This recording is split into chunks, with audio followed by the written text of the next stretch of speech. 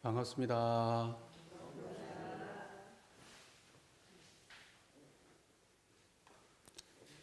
우리 교도님들 저를 봐주시겠어요? 지금 잡념 없으시죠? 입꼬리 살짝 올리셨어요? 잡념 없으시죠? 일상에서 잡념 없는 줄 환히 아세요? 일상에서? 평소의 삶 속에서? 내가 잡념이 없구나. 그거 환히 아세요? 대부분 놓치고 사시죠. 제가 여기 와가지고 이렇게 물어볼 때만 반짝 마음 챙기시죠? 일상에서 그렇게 사시면 부처님 모시고 사는 거예요. 일상에서 그렇게 꼭 실천에 옮기시기를 부탁드립니다. 그러니까 내가 걸어갈 때, 밥할 때, 빨래할 때, 사람들하고 이야기할 때, 내가 청정하구나 라는 것을 내가 인식할 때, 그때는 부처님이 나랑 항상 함께 계신 거예요. 법신불 일원상이 나랑 항상 함께 계신 겁니다. 그러니까는 부탁드립니다. 그거 안 하고요. 법문 맨날 들어봤자 법문이 전부 다 그 자리에 어떻게 쓸 건지, 그 자리가 어떻게 생긴 건지, 어떤 위력을 가진 건지, 그 자리로 세상을 어떻게 유익 줄 건지 전부 다 그런 내용인데, 그 자리에 안 챙기면은 맨날 백날 법문 들어봤자 도라미 타불이다. 공부 안 돼요. 10년, 20년, 30년 지나도 아는 것은 많이 들어도 인성의 변화가 안 와요. 그러니까 진짜 인생을 바꾸려면 결국 부처님 만나야 돼요. 결국 법신불 일원상을 모셔야 돼요. 그거 안 모시고는 답이 없어요. 꼭 그렇게 좀 해주시길 부탁 말씀드립니다. 지난 시간에 우리가 지금 오늘이 사리연구 3번째 시간이 됐어요. 첫 번째 시간에는 사에 대해서 했어요. 사리연구 이렇게 돼 있잖아요. 그러면 사 뭐냐, 이는 뭐냐, 연구는 뭐냐, 이게 사하고 이하고 연구에 대한 내용이 사리연구의 요지에 설명이 돼 있잖아요. 근데 첫 번째 사가 뭐냐, 사라고 하는 것은 인간의 십이이해다. 이거에 대한 이야기를 첫 번째 드렸고, 또 지난주는 이가 뭐냐, 이치가 뭐냐, 이라는 것은 천조의 대소유무다. 그래가지고 이에 대한 이야기를 지난 시간에 드렸고, 그 연구를 지난 시간에 했었어야 되는데 연구를 안 해가지고 연구만 따로 뺐습니다, 오늘. 그래가지고 연구라고 하는 것은 뭐냐, 사리를 연마하고 궁구하는 것을 연구라고 한다. 그렇게 되어 있죠, 정전에. 사리를 연마하고 궁구하는 것을 연구라고 하는 거예요. 그래서 오늘 사리를 연마하고 궁구하는 연구가 무엇이냐, 이 얘기를 하기 전에 전 시간에 했던 것을 잠깐 말씀을 드리고, 전 시간에 했던 것을 복습을 잠깐 하고, 그 다음에 오늘은 연구라 함은 사리를 연마하고 궁구함을 이름이다라고 하는 그 부분에 대한 말씀을 함께 공부해 보도록 하겠습니다. 자, 이라고 하는 것은 곧 천조의 대소유물을 이름이라고 돼 있죠. 그 이치에 대한 정의죠. 대종사님이 말씀하신 이치에 대한 정의. 천조라고 하는 것이 뭐냐? 하늘 지은 그대로의 모습이다. 하늘 천자 지을 조자, 하늘이 지은 그대로의 모습이 천조다. 천조는 뭐 어떻게 생겼냐? 대소유무로 읽을 수가 있다. 이거예요. 하늘 지은 그대로의 모습은 욕심이 있는 자리예요, 없는 자리예요? 없는 자리겠죠. 탐진치가 있을까요, 없을까요? 탐진치가 없는 자리겠죠. 그것이 천조겠죠. 탐진치는 인간의 욕심 아닙니까? 중생심 아닙니까? 그거 없으면 뭘까요? 그러면 천조란 말이야. 우리 이런 말씀 들어보셨죠? 천진하다. 천진난만하다 할 때 하늘의 진짜 그대로의 모습이란 말이죠. 그래서 천진이란 말이죠. 그거 천조하고 말이 같은 말이에요.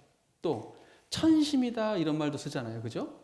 천심이라는 말도 내나 같은 말이에요. 그러니까 천조다, 천심이다, 천진하다, 또는 원불교 입장에서는 법신불 일원상이다, 청정하다 하는 그 말들은 지향점이 전부 다 한 자리예요. 한 자리. 한 자리. 우리가 잡념 없을 때 그 마음이에요. 제 이야기를 듣고 있는 그 당처가 그래요. 그게 바로 천조입니다. 천조. 그래서 그 마음을 내가 일단 모셔야 돼요. 그래서 그것이 바로 다른 말로 이치다 그래요. 이치다. 그래서 이치라는 게 뭐지? 하늘 찾아보면 있나요? 땅 파보면 나와요? 하늘 백날 바라보면 이치가 따로 있어요? 없어요. 그 이치라고 해봐야 양, 이거에 대한 설명이 다죠. 없어요, 따로. 뭐가. 오지, 다른 거 있으시면 저한테 한번 갖다 보여줘 보세요. 하늘 백날 쳐다보니까 이치가 보이더라. 그러면 그 이치가 어떻게 생겼는지 저한테 한번 알려줘 보세요. 그렇게 해가지고 이치 찾으신 분 제가 본 적이 없습니다. 이치는요, 하늘 지은 그대로. 하늘을 바라보면 드러난 자리 그대로. 저 하늘을 드러낸 자리 그대로가 이치예요. 그거 말고 다른 게 없어요. 자, 그리고 하늘 지은 그대로의 모습, 다시 말해서 일원상, 한 뚜렷한 그 상, 일원상, 그 자리를 세 가지로 읽어낼 수가 있다. 그거죠. 세 가지로 읽어낼 수가 있다는 거예요. 하나는 큰 자리, 하나는 작은 자리, 하나는 유다, 무다하는 유무의 변화 자리. 이렇게 세 자리로 그 일원상을 읽어낼 수가 있는 거예요. 그렇죠? 그러니까는 일원상에는 뭐냐면 대적 관점과 소적 관점과 변화적 관점이 있는 거예요. 이게 일원상이 가진 이치예요. 그거 말고 다른 이치 없어요. 이해되시죠? 자, 그러면 대라고 하는 것은 말 그대로 큰 대자잖아요. 크다는 거 아닙니까? 크다는 것은 나눠진 자리입니까? 나눠지기 이전 자리입니까? 그렇죠. 그게 큰 자리예요. 그럼 제 얘기를 듣고 있는 그 자리가 큰 자리인지 아시겠죠? 전부 다 나눠지기 이전 자리, 분별나기 이전 자리잖아요. 한 생각 나기 이전 자리잖아요. 지금 제 얘기를 듣고 있는 그 자리가 대잖아요. 그죠? 그러니까는 우리가 생각하고 냄새 맡고 감정 느끼고 촉감 느끼고 판단하고 무언가를 보고 무언가를 듣고 하기 이전 자리란 말이에요. 그리고 그것을 할 때도 여여하게 드러나 있는 자리란 말이에요. 지금 제 얘기를 듣고 있으면서도 여여하게 듣고 있는 그 자리가 있잖아요. 청정하게. 그걸 보고 대라 그런다. 그럼 소는 뭐냐? 소는 이 자리를 소로 본다는 건 어떤 거냐? 소라는 것은 나눠진 거예요? 나눠지기 이전이에요? 나눠진 거잖아요. 나눠지면 작아지니까 소라 그런 거예요. 그럼 제 얘기를 듣고 있는 바탕은 대인데 지 이야기를 훤히 듣고 있는 이 자리를 훤히 아는, 신령스럽게 아는 이 자리가 뭐예요? 그러면 소예요. 소. 훤히 알죠? 그러니까는 아는 이 자리와 이 아는 바탕 자리는 한 자리예요? 한 자리입니까? 두 자리입니까? 한 자리단 말이에요. 이것은 뭐냐면 공적하고 영지한 거예요. 그래서 이게 한 자리인 거예요. 공적만 있고 영지만 있다. 그런 건 없어요. 이론상은 반드시 동시에 드러납니다. 바탕과 현상이 동시에 드러나요. 제 얘기를 듣고 있는 자리가 청정한 거예요. 청정한 그 자리가 제 얘기를 듣고 있는 거예요. 제 얘기를 듣고 있는 그 자리가 청정하다 그러면 대예요. 그 대가 그 대가 내 얘기를 듣고 있다 그러면 소예요. 그러니까 그것은 두 자리가 아니라 한 자리다 이 말이에요. 그걸 두 자리인 줄 알면은 이론상 모르는 거예요. 그러니까 이론상을 먼저 알아야 대하고 소를 구분할 수가 있어요. 이론상 모르고 대소를 암만 그래서 찾아봐야 답이 없어요. 아, 소라는 것은, 대라는 것은 우주만유의 본체를 이름이고 소라는 것은 만상의 형형색색으로 구별되는 것을 이름이다 했는데 내 얘기를 듣는 소리면 소리, 그 다음에 보는 것은 보는 것대로, 맛은 맛대로 다 구분하시죠? 형형색색으로 다 구분하시죠? 그게 소란 말이에요, 소. 근데 마음 떠나서 있어요? 그게? 생각으로만 존재하는 거예요? 실상으로 지금 존재하시잖아요, 실상으로. 그 다음에 유무가 뭐냐? 유무라고 하는 것은 천지의 추나추동 사시수만하는 거. 그것이 드러나는 자리가 유무예요. 하늘 보세요. 지금 우리가 날씨가 차가워지니까 가을이구나 하죠. 그 가을인 줄 아는 자리가 뭐예요? 그게 유무예요. 그게 유무란 말이에요.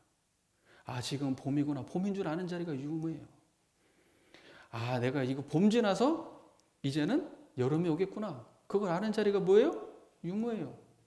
그럼 대하고 소하고 다른 자리예요? 같은 자리예요? 그 아는 자리는 같은 자리 아닙니까?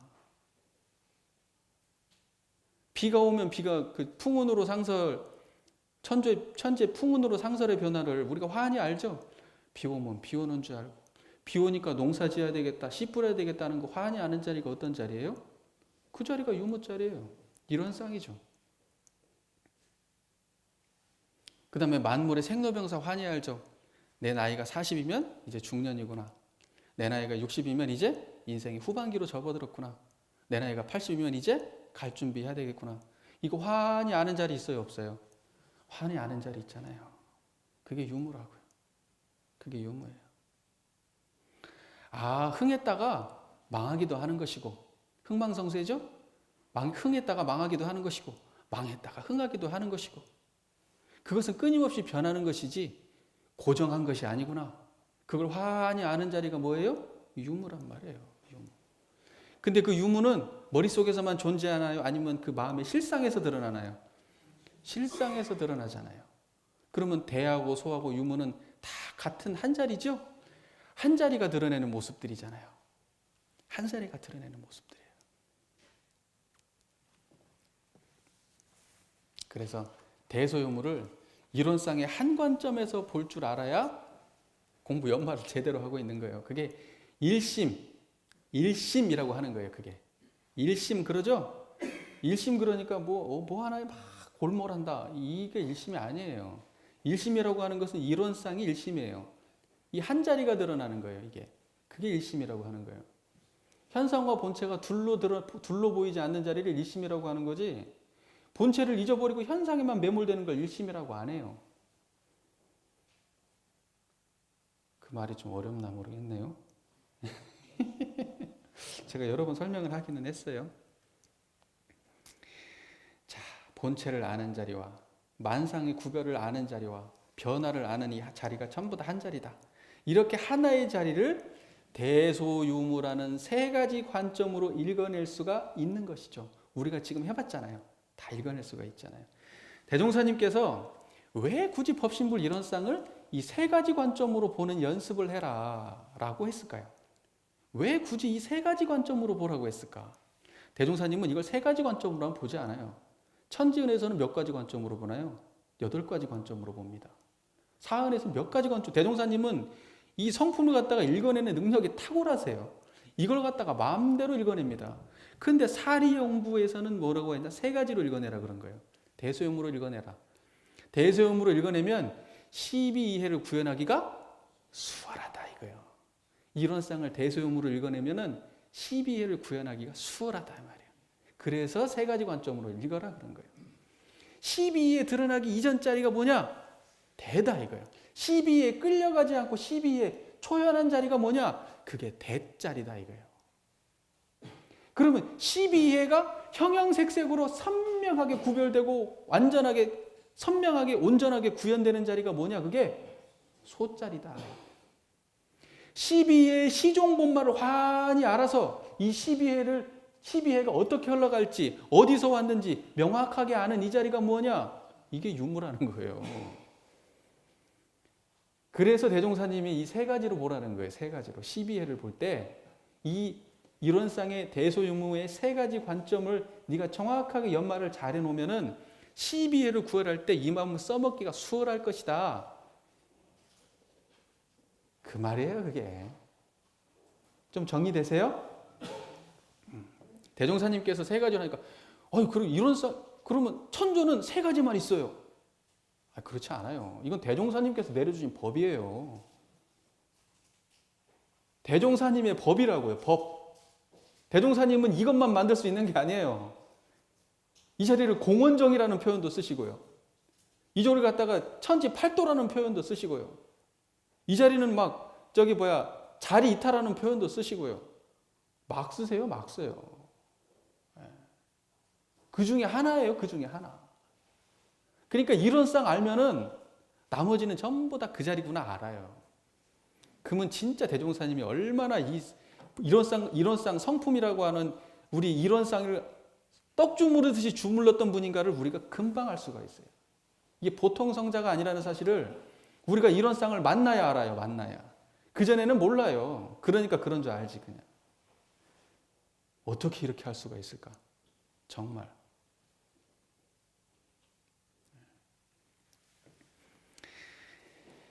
자,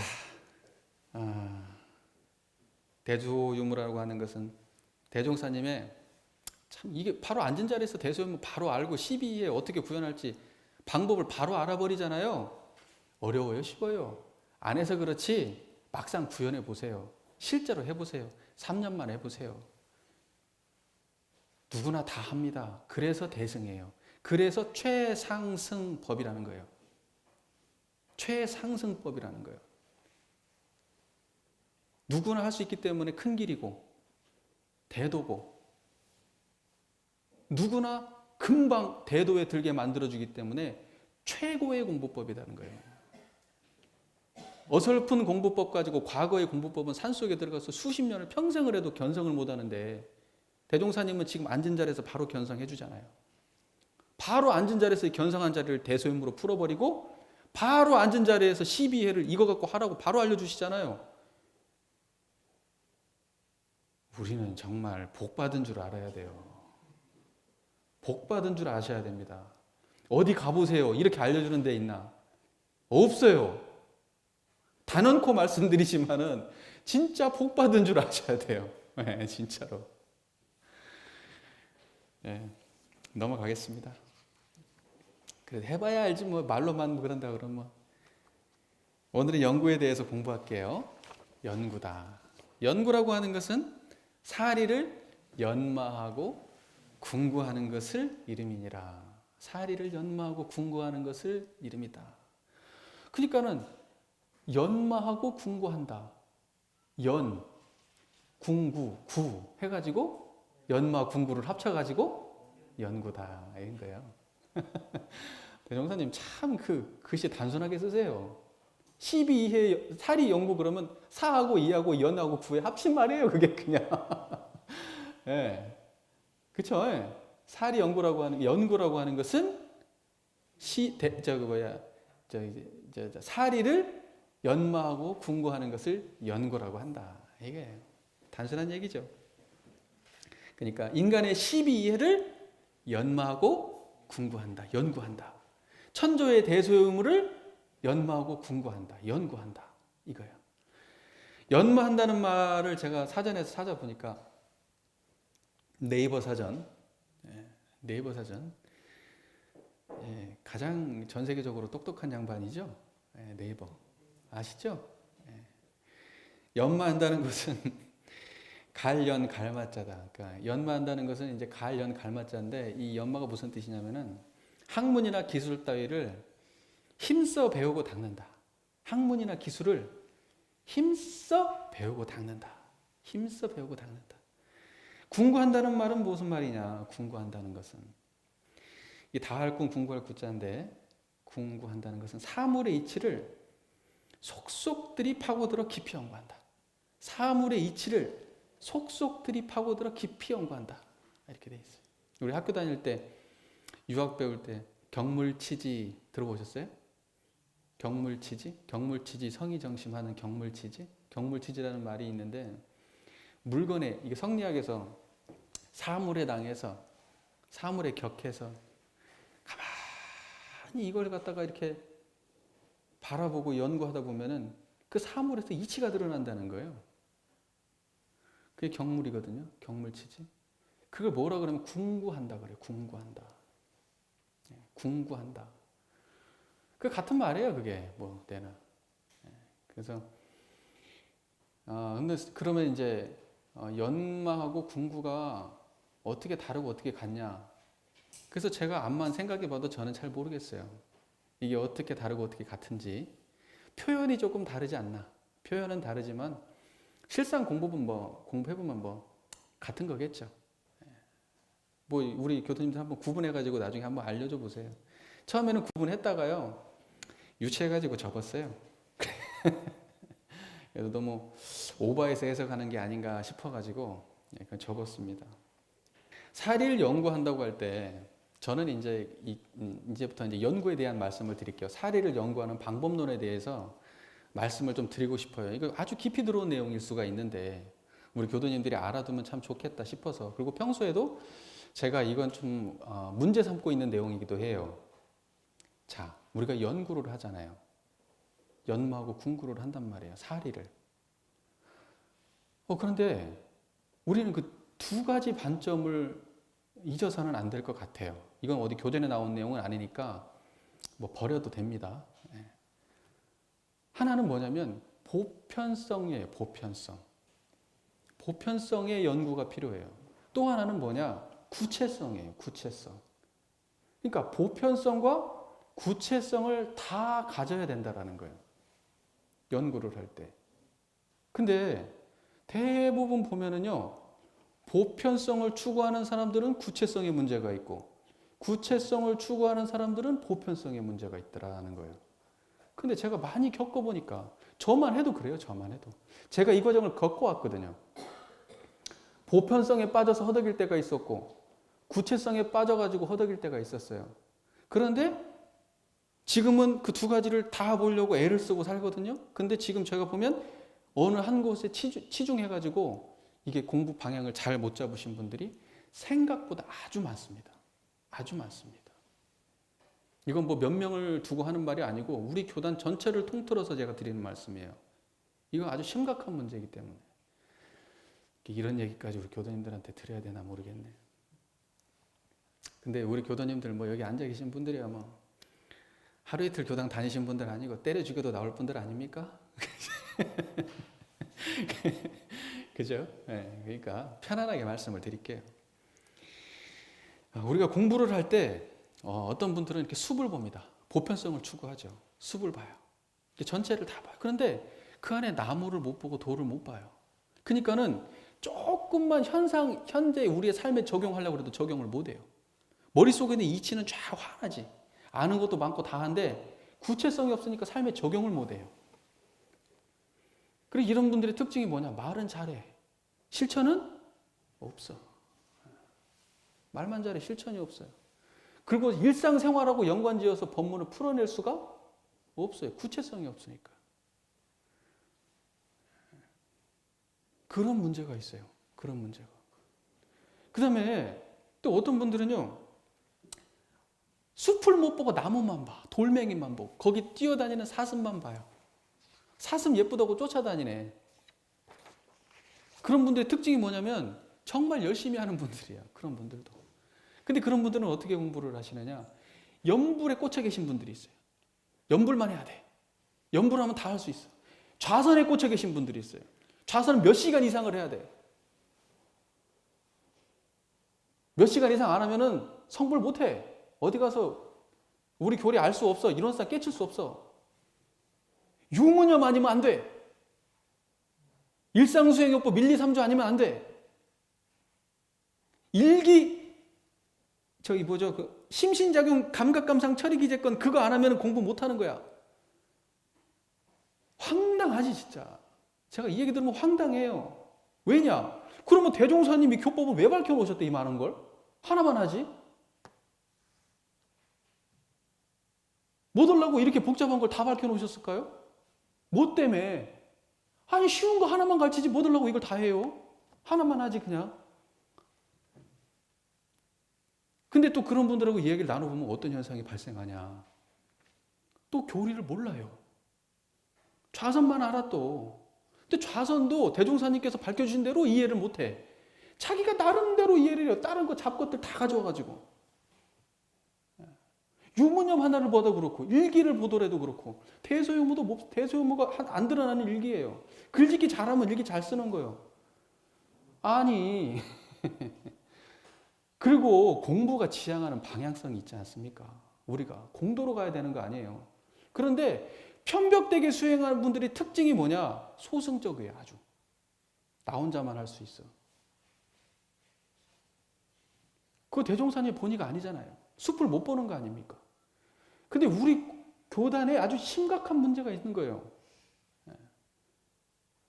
그래서 제가 굳이 이 말씀을 드리는 겁니다. 그래서 우리는 뭔가 공부를 한다고 할 때요, 사리를 연구한다고 할 때 이 보편성을 확보해야 돼요. 보편성. 그리고 뭐냐면 실제로 삶 속에서 구체적으로 적용해야 돼요.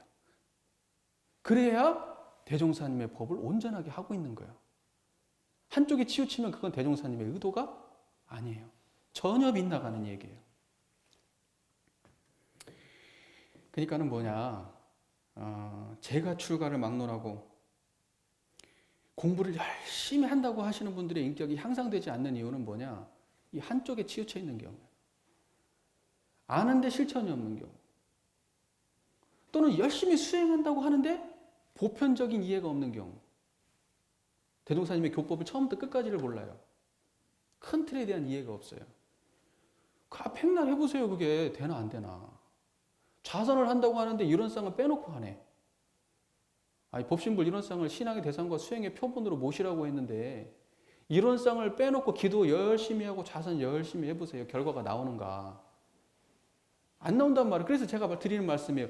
열심히가 중요한 게 아니에요.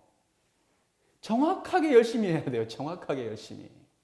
정확한 길을 보고 열심히 해야 되는 거예요.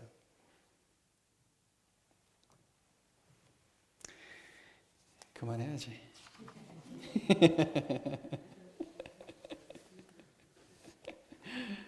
네.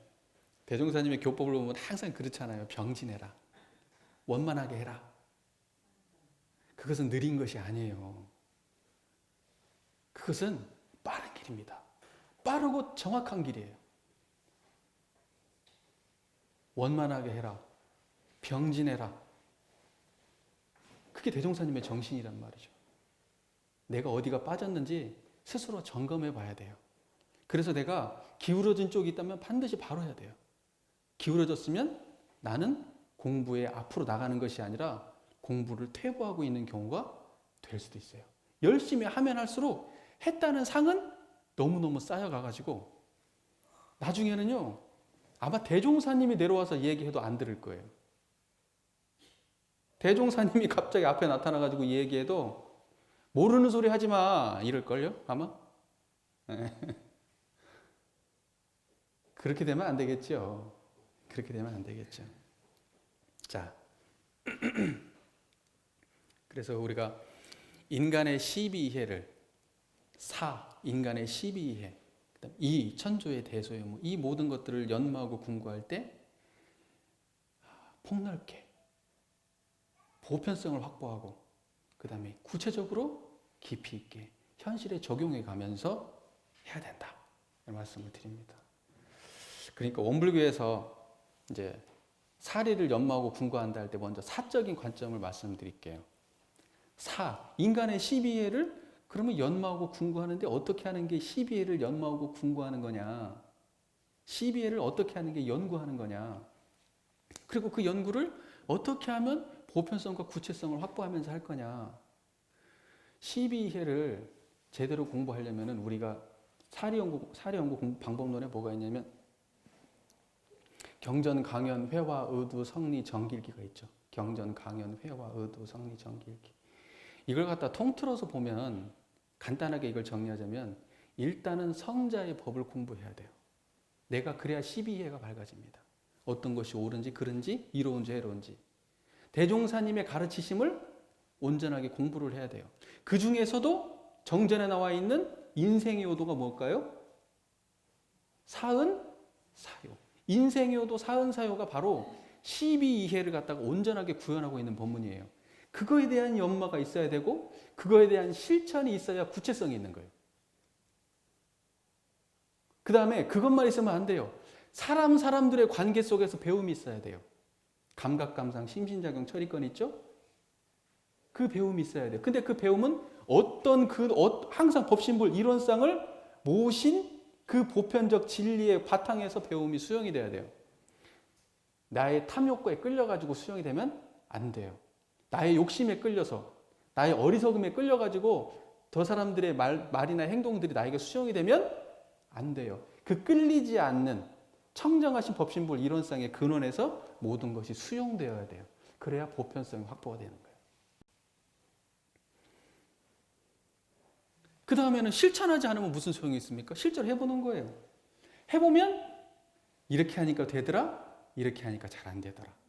이런 것들이 또 학습이 되죠. 그럼 학습한 것을 다시 학습하고 거기 실제로 해본 것들을 해본 결과를 통해서 다시 학습하고 다음번에는 다시 그 결과물을 가지고 또 다시 해보고 다시 학습하고 또 다시 해보고 그러면 삶 속에 구체적으로 본문이 적용이 되기 시작하는 거예요. 그게 바로 12회 공부를 보편성과 구체성을 가지고 동시에 하는 방법론이에요. 본문도 다 공부하셔야 돼요. 좋아하는 몇 가지 본문에만 꽂히셔도 안 돼요. 이것이 다다! 이것만 하면 된다! 이러면 안 돼요. 보편성으로 다 공부하셔야 돼요. 그 다음에 12회를 온전히 밝혀주신 대종사님께서 옳고 이로운 길이 뭐냐? 사은 보은의 길이라는 거잖아요. 사요 실천의 길이라는 거잖아요. 이롭고 해로운 길이 뭐냐? 사은 배은의 길이라는 거잖아요. 사요 실천하지 않는 길이라는 거잖아요. 그러니까 그거 제대로 해야 12회를 제대로 구현하는 거예요. 해보세요. 믿고 고언해보세요. 결과가 제대로 나오나 안 나오나. 그래갖고 잘 안 됐다 그러면 무언가 문제가 있었던 거예요. 그죠? 그거 수정해서 다시 해보고. 바로 그렇게 해야 구체성이 확보가 되는 거예요. 그러니까 12회 공부는 그렇게 한다. 12회를 연구한다는 건 그렇게 하는 거다. 그러면 천조의 대소요물을 연구한다는 건 어떻게 하는 거냐? 천조의 대소요물은 어떻게 연구하는 거냐?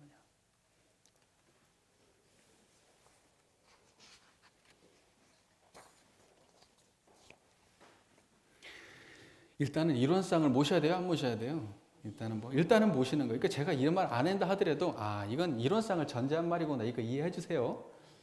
그러니까는 우리가 이치의 대소요물을 연구한다 할 때는 반드시 법신불 이론상을 모셔야 돼요. 12회도 마찬가지겠지만 12회도 당연히 마찬가지고 이 이치도 마찬가지예요. 이론상을 모셔요. 그 다음에 이 12회 근원자리가 이 12회 근원자리인 이 대 12회가 분명한 자리인 이 소 이 12회가 운전되는 자리인 유무 그렇죠? 12회의 본원이 되죠. 12회가 분명한 자리가 소죠. 12회의 시종 본말을 환히 아는 자리가 유무죠. 예, 바로 이것을 갖다가 반복해서 적용해 봤을 때 구체성이 있는 거예요. 법신불 이론상을 정확하게 모셨느냐 안 모셨는지는 12회에 적용할 때 바로 나옵니다. 법신불 이론상을 내가 모시는 순간, 내가 법신불 이론상을 대소요무로 파악하는 순간 보편성을 확보하는 거예요. 그게 보편 진리거든요. 이게 나한테만 해당되는 진리가 아니거든요. 저 사람도 그렇고 이 사람도 그렇고 이 사람도 그래요. 전 인류가 다 그래요. 이 자리는 전 인류가 똑같은 보편 진리예요. 그러니까 이론상 안 모시고는 대소요무 공부할 수가 없다는 거예요. 그리고 구체적으로 12회에 적용해야 이 대소요무 공부가 구체성을 띈다는 거예요. 법신불 이론상을 확실하게 모셨는가를 점검받으려면은 법문을 봐야 돼요, 안 봐야 돼요? 봐야 되는 거예요. 그래야 보편성이 확보가 되는 거예요. 내가 언어 하나를 쓰더라도 정합한 언어를 쓸 줄 알아야 내가 이론상을 이론상 그러니까 천조의 대소요무인 법신불 이론상짜리를 내가 온전하게 보편성을 확보한 지혜가 되는 거예요. 이 말이 좀 어려울 수 있는데 이런 겁니다. 자, 누구나 다 깨달았죠. 이미 깨달은 존재들입니다. 청정한 자리 없는 사람 어디 있어요? 다 있죠. 근데요, 대종사님께서 설명하는 방식으로 내가 이걸 이해하지 못하잖아요? 그러면 대종사님의 교법을 모르는 거예요.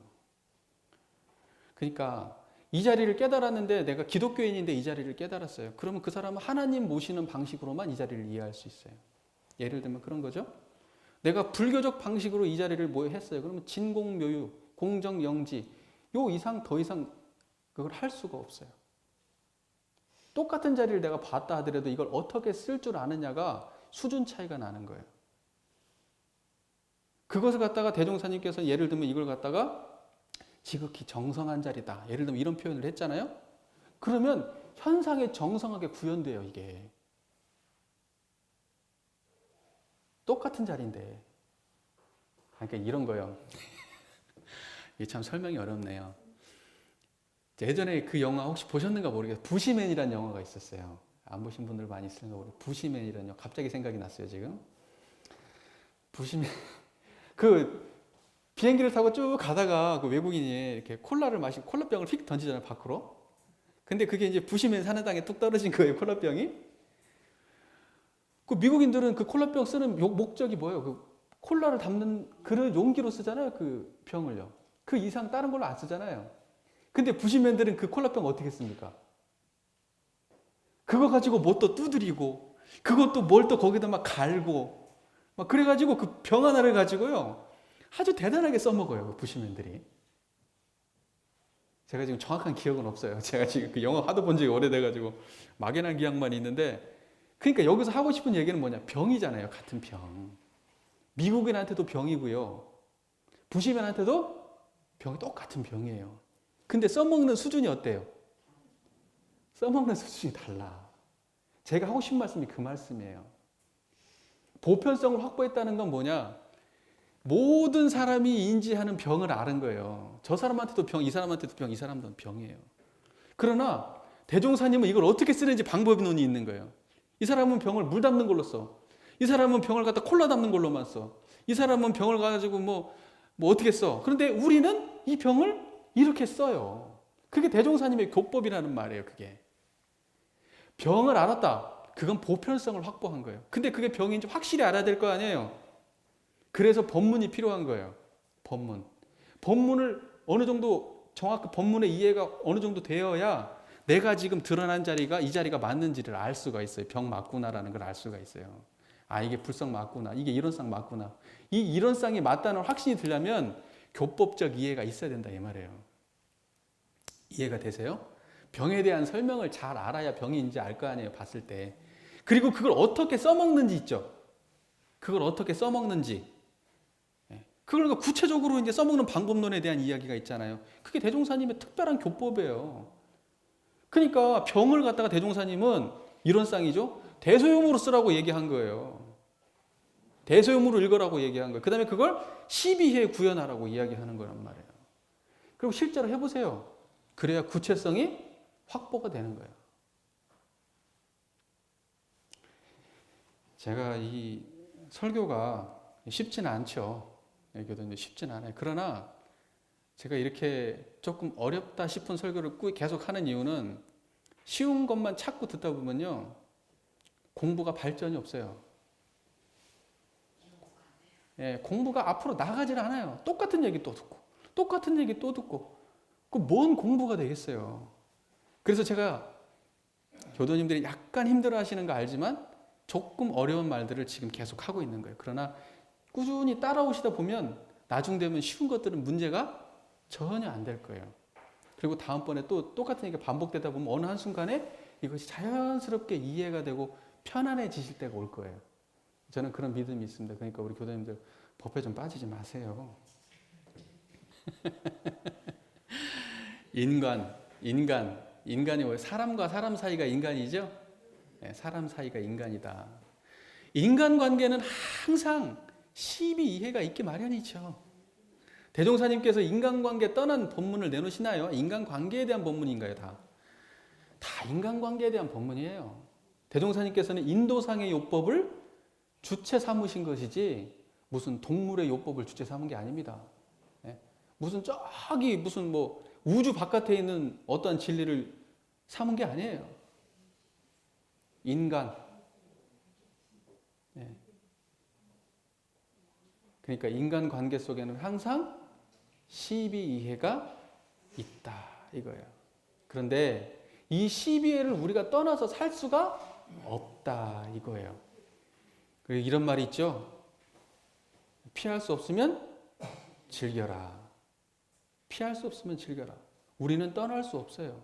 떠날 수 없으면 결국 받아들여서 운전해버리는 수밖에는 없어요. 거기를 떠나버려야 된다. 거기를 완전 초월해버려야 된다라고 얘기한 게 소승적 관점이에요. 산속에 들어가가지고 거기를 시비에 아예 없는 데로 들어가 버리자. 그래서 아예 거기서 혼자 해탈해버리자. 열반에 들어버리자. 이게 소승이에요. 대종사님은 아니에요. 시비에 떠날 수 없다. 도망치지 말고 시비해를 받아들여서 시비해를 운전해 버려라. 라는 게 대종사님의 관점이에요. 대승적 관점이란 말이죠. 자, 그러면 우리가 사람들 이렇게 주변에서 보시면 알겠지만 시비해를 온전하게 구현하는 사람들이 세상에 얼마나 있던가요? 대부분은 시비해에 빠져 사시죠? 시비해에 빠져 살지 시비해를 내가 운전합니까? 못 하시죠? 빠져 살잖아요. 끌려다니시잖아요. 이 세상에 파란 고인 이유가 뭐예요? 우리가 시비해를 운전하지 못하고 시비해에 끌려다니기 때문 아니겠어요? 그래서 이 세상이 파란 고해 아닙니까? 부처님은 이 세상을 뭐라고 그랬나요? 고해라고 그랬죠.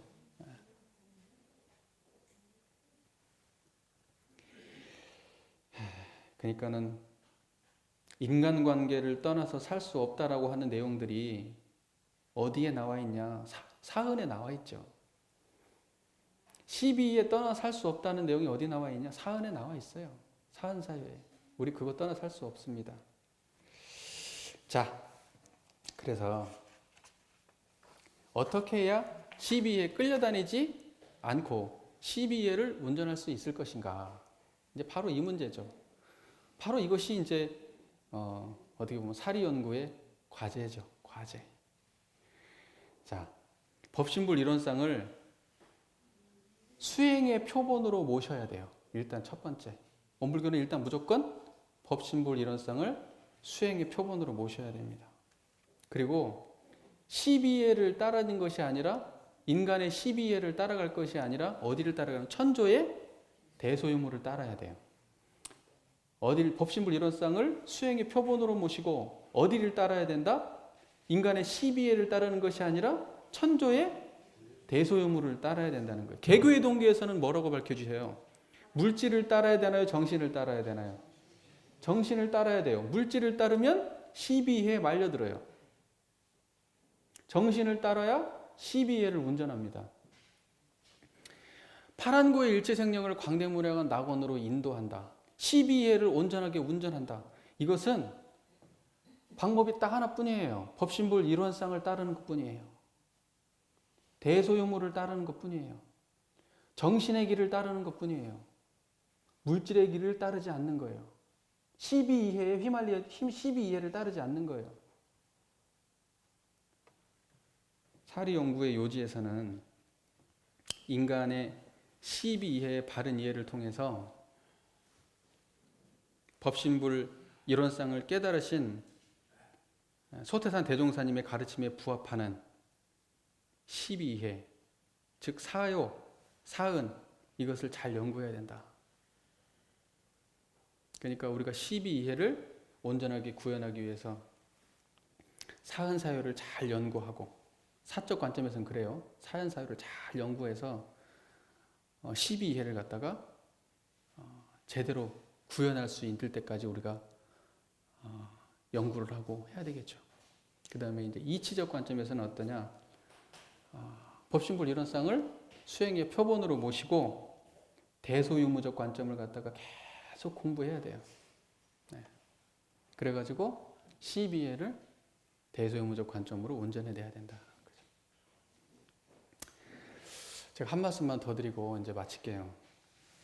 우리가 사리연구 공부가요. 법신불 이론상을 신앙의 대상과 수행의 표본으로 모신다는 대전제가 빠진 상태로 사리 연구를 공부했다는 게 문제예요. 이게 그래가지고 굉장한 사리 연구 공부 방법론이 정신수양만 해도 정신이라고 마음이 들었다고 분별성과 주체심 없는 경지다 뭐 이렇게 하니까 대략 이렇고 여기는 정의는 취하고 불의는 버리니까 대략. 그런데 대소유무가 뭐냐 이게. 사리 연구에서 가장 많이 헷갈려 해요. 그리고 사리 연구에 대한 이해가 가장 많이 분분하고 잘못되어 있는 경우 케이스예요. 근데 저는 확실하게 뭐 때문이라고 생각하냐면 이론상 안 모셔서 그래요. 이론상 빼고 대소유물을 찾으니까 답이 없는 거예요. 천조의 대소유물이라고 하니까 하늘만 쳐다보고 있는 거예요. 하늘이 이론상인 줄을 알아야지. 그쵸? 근데 하늘만 쳐다보고 있네. 거기서 뭐가 떨어질 거라고 생각하는 모양이죠. 그게 안 되는 거예요. 그래가지고요. 이 사리 연구 방법이, 사리 연구에 대한 이해가 우리 사막 중에서도 제일 떨어져요. 사막의 공부 방법론도 아주 심각한 수준으로 문제가 있지만 그 중에서 사리 연구가 제일 문제예요. 제일 문제예요. 원인은 뭐냐? 이론상 안 모신 것이에요. 법신부 이론상을 수행에 표본으로 안 모신 거예요. 여기서부터 어긋나기 시작하는 거예요. 이론상 안 모시면 다 자기 마음대로 하는 거 아니에요. 불성 무시해버리고 부처님 마음 무시해버리고 본성 무시해버리고 진리를 무시해버리고 자기 생각대로 자기가 학습한 대로 들은 대로 공부하는 거 아니에요. 그 뭔 공부가 그렇게 하면 표준이 없는 공부가 되잖아요. 그러니까 이게 심각한 문제가 발생하기 시작하는 거예요. 그래서 10년, 20년 공부해 봐도 진전이 없는 거예요, 이게. 제가 이렇게 열변을 토하는데요. 그래서 정말 중요한 것이 법신불 이론상을 모시는 건데, 제가 여기 와가지고 이제 곧 있으면 제가 이 교당에 부임한 지 2년째가 다 돼갑니다. 2년째가 다 돼가요. 근데 우리 교도님들 스스로 한번 돌아보세요. 마음을. 내가 진짜 법신불 이론상 모시고 사는가? 한번 돌아보세요. 내가 청정한 자리 만나려고 애를 쓰고 사는가? 내가 교당 와가지고 헌공금도 내고 절도 하고 기도도 하고 법회도 안 빠지려고 애를 쓰고 정말 열심히 하는데, 그런데 법신불 이론상을 안 모신다 그러면 그 모든 것이 공덕이 100%가 안 돼요.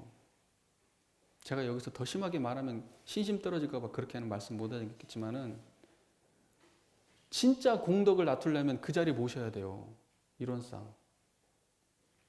제 얘기를 들을 때만, 여기 법당 와서만이 아니고 내가 누군가를 볼 때, 만날 때, 들을 때, 뭐 할 때, 생각할 때, 판단할 때마다 부처님한테 의지하셔야 돼요. 청정한 그 자리에 의지하셔야 돼요. 그래야 내 삶이 좋아지고 바뀌는 거예요. 어찌 부처님을 안 모시고 좋아지길 바랍니까?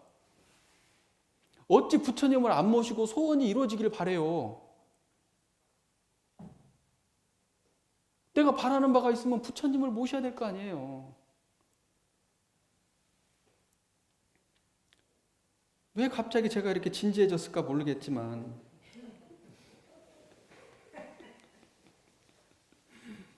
네, 그만해야죠. 네, 더 얘기했다가 또 제가 이제 마지막 한마디 탁 던질게요.